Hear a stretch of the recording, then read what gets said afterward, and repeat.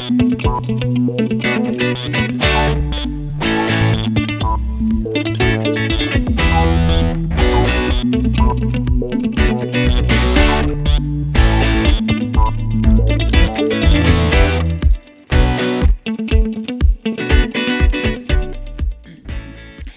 on ens has portat?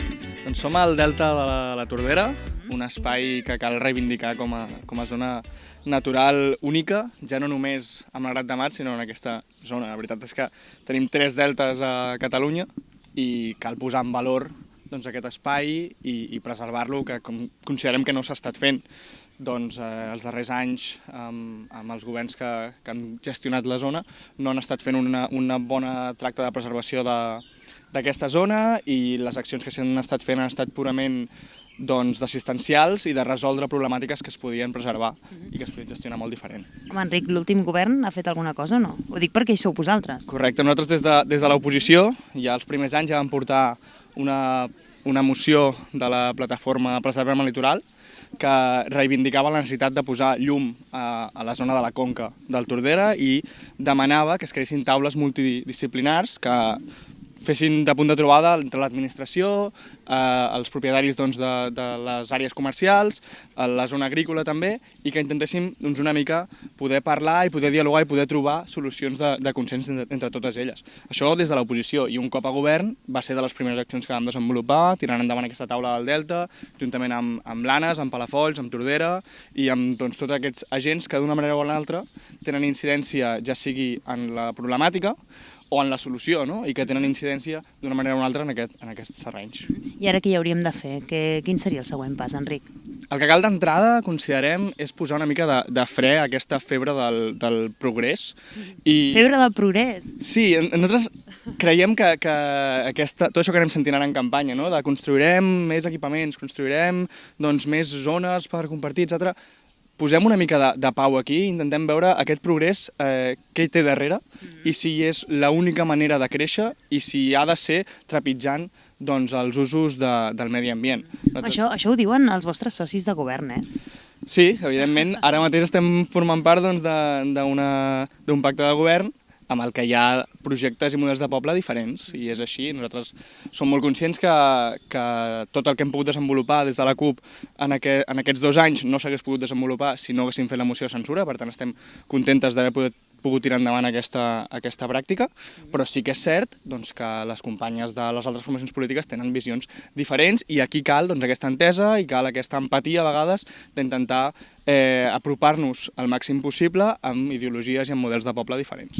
Aquesta entesa, esteu satisfets, dieu, d'aquesta moció de censura, de com han anat aquests 2 anys, n'esteu satisfets, però aquesta entesa ha implicat renunciar a coses? A què ha renunciat la CUP?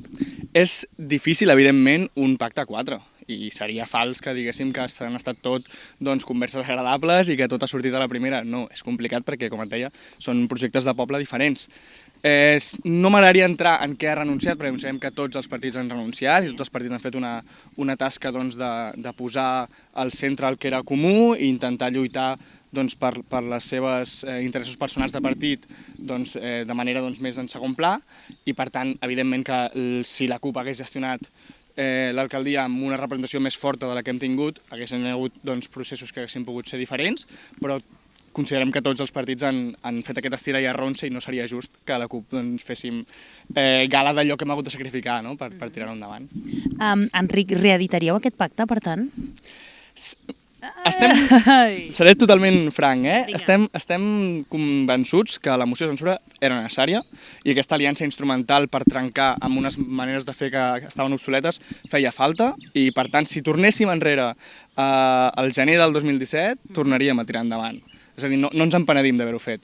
Ara bé, que ningú dongui per fet que la CUP donarà via lliure a tornar a editar el pacte de primeres. Això que ningú ho doni per fet. Nosaltres volem tirar endavant el màxim de propostes que tenim al nostre programa electoral, volem potenciar un model de poble global que només nosaltres defensem, i intentarem tirar-lo endavant amb aquelles formacions que creiem que es pot prestar a fer de manera més eficaç possible.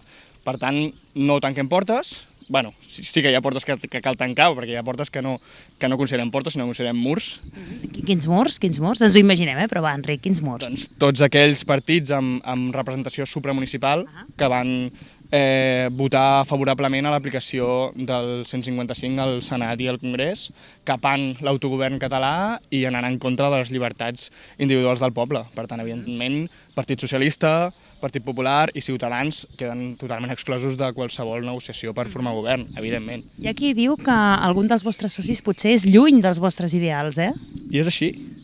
I és així, i nosaltres reivindicarem que hem fet aquest esforç d'entendre que cal potenciar l'entesa des d'un ajuntament. Nosaltres sempre hem estat molt crítics, sempre amb el puny alçat, sempre, però hem intentat passar sempre de la protesta a la proposta.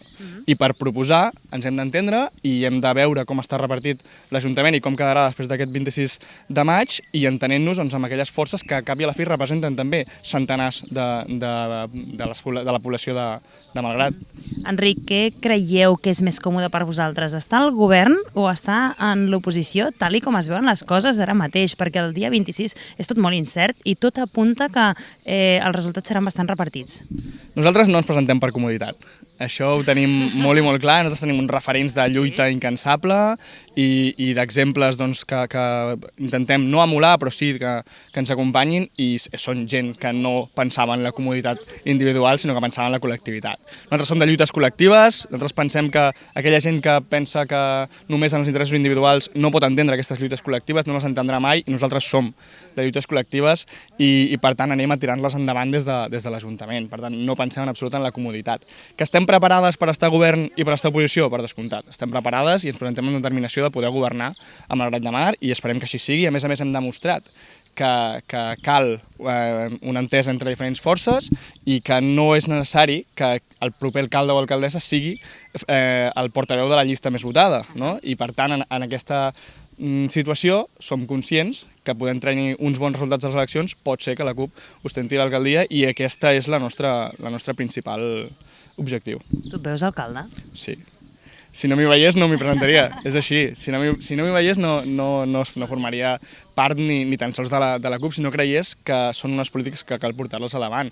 A mi quan les companyes em van proposar el juliol de l'any passat de poder encapçalar la candidatura, doncs jo ho vaig assumir amb tota la determinació, amb el respecte que evidentment provoca, però amb la determinació que podia fer una bona tasca al capdavant. Ara ens ho expliques una mica més. Què et sembla si pugem, ja que som aquí a la Torre de Guaita, sí? I tant. Som-hi?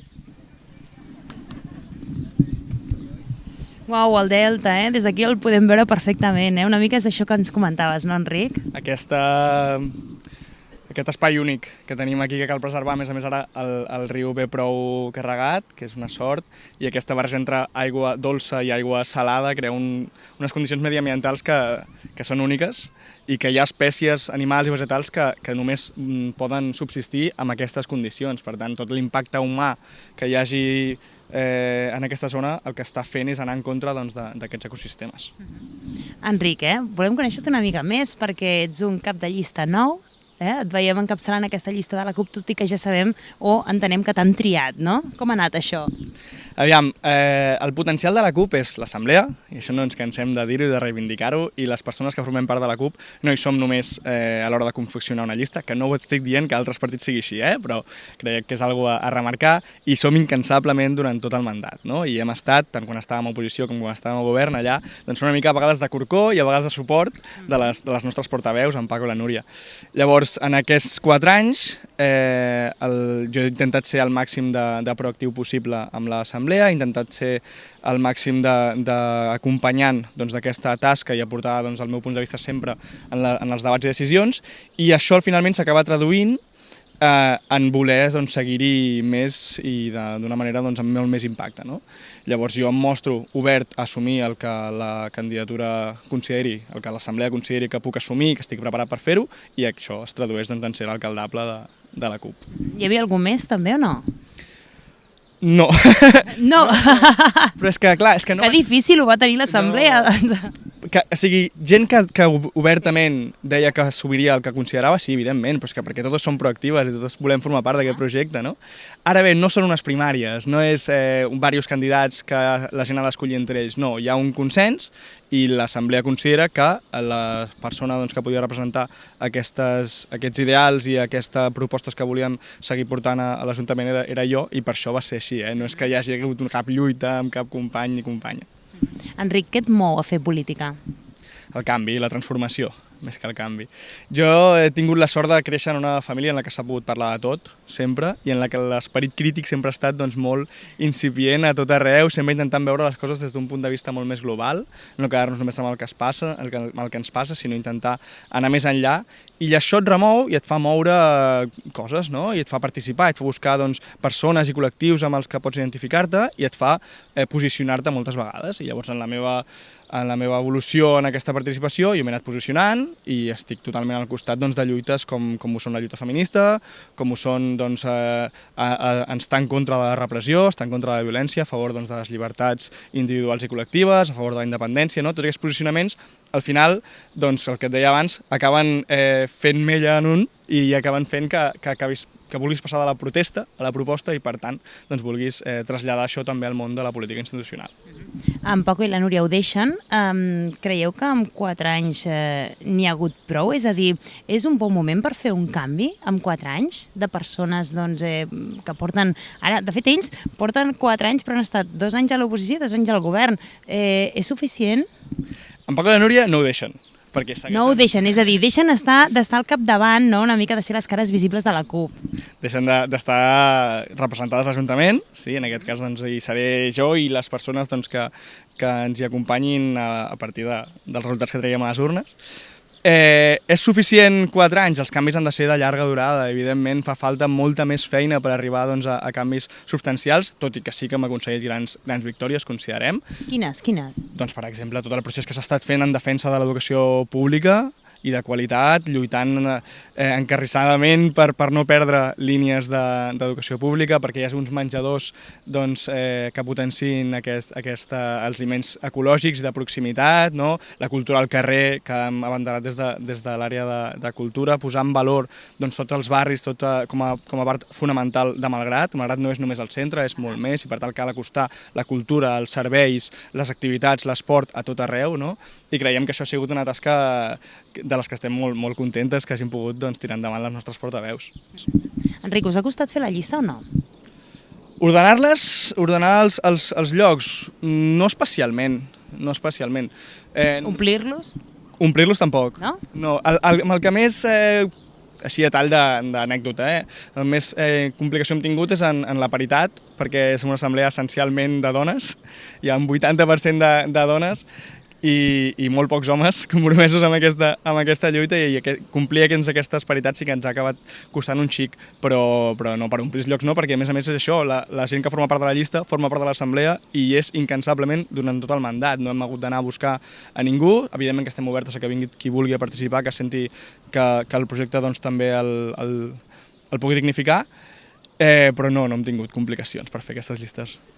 És la teva primera campanya com a candidat, ja sabem que tens una trajectòria doncs, fent política, de fet, fer política no és només presentar-se a una llista, però sabem que tens una trajectòria, sí que és la teva primera campanya com a candidat, com ho portes això? Doncs, bé, aviam, ara actualment és frenètica, aquestes setmanes són una miqueta de bojos i estan fent doncs, que jo els meus horaris habituals que tingui hagin vist una mica alterats per posar al centre doncs, aquesta campanya, i això sí que és cert que em costa un xic. I hi ha doncs, alguns reptes pels que encara doncs, potser no havia meditat prou, com són, per exemple, ser figura pública i que hi hagi cartells doncs, amb les teves cares i que la gent digui ai, aquest noi em sona amb ruta familiar i és de la casa de no sé qui i se'n parli de tu, no? Això és una cosa que em costa un xic, però que, bueno, que és una mena de peatge que s'ha de pagar si el que es vol és tirar endavant doncs, unes polítiques. Però tu no hi surts sol al cartell, Enric? Hem volgut mostrar aquesta col·lectivitat. Ja el 2015 també era així, sortíem totes les membres de la llista, en aquest cas hem optat per les 5 primeres, I per posar en valor això, per combatre doncs, aquests egocentrismes també i aquesta imatge de que s'està votant una persona, s'està votant un equip, i la gent que voti CUP ho ha de tenir molt i molt clar, està votant un equip, una manera de fer i uns projectes. I per tant, doncs, la manera de representar-ho a nivell de cartell hem cregut que era idònia aquesta. Parlem de l'eslògan, a mi em crida molt l'atenció, no? Atreveix-te. Ostres, ens hem d'atrevir a votar la CUP? No? Quan t'has d'atrevir a fer una cosa és perquè a vegades comporta un risc o perquè fa por. Què passa?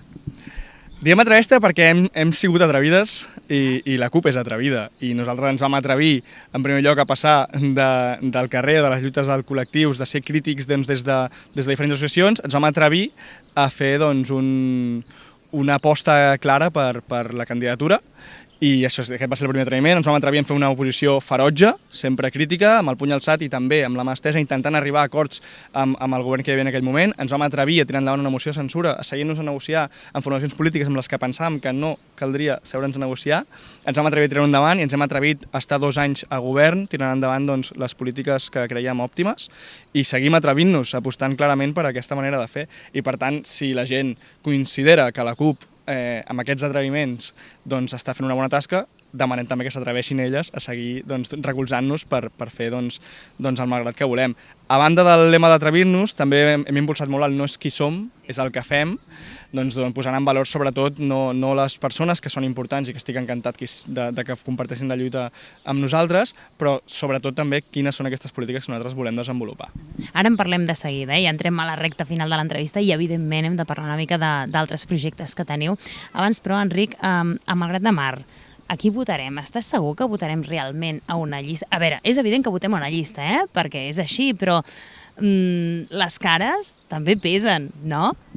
Evidentment que és important les persones que tiren endavant aquests projectes. Sí, però nosaltres el que estem intentant en aquesta campanya és explicar què portem i què volem fer i que les portaveus de la CUP batallaran a l'Ajuntament en l'espai que ens toqui representar per poder-les tirar endavant.